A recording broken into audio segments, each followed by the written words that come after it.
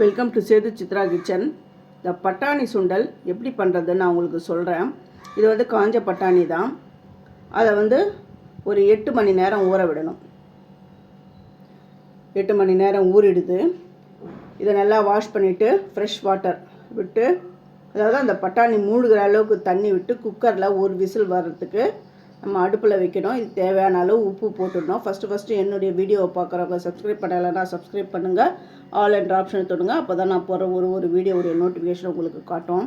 அடுப்பு மேலே வச்சுட்டேன், க்ளோஸ் பண்ணிட்டேன். அந்த ஸ்ட்ரீம் வந்த உடனே வெயிட் போடுங்க. ஒரே ஒரு விசில் தான் விடணும். ஒரு விசில் வந்த உடனே அதை தாளிக்கணும். அந்த தண்ணியெல்லாம் இருத்துட்டு அப்புறம் தாளிக்கணும்.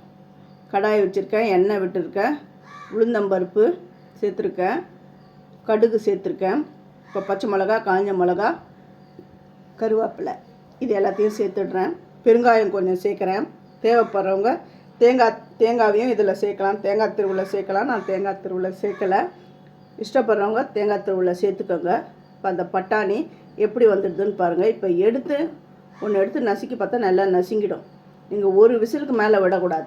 2-3 விசில் விட்டிங்கன்னா அதில் இருக்கிற தோலெல்லாம் கழண்டி அப்படியே மேலே அந்த தோலெல்லாம் நிற்கும். அது பார்க்குறதுக்கு நல்லா இருக்காது. ஒரு விசில் தான் லிமிட்டு. ஏன்னா 8 மணி நேரம் கம்பல்சரி ஊற விடணும். இந்த மாதிரி தோல்லாம் வந்து நிற்கும்.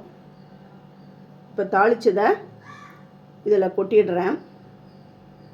வேணுன்றவங்க மாங்காய் அப்புறம் கேரட் அதெல்லாம் தூவி அலங்காரம் படுத்தலாம். சூப்பரான சுண்டல் ரெடி ஆகிடுது. தேங்க்யூ.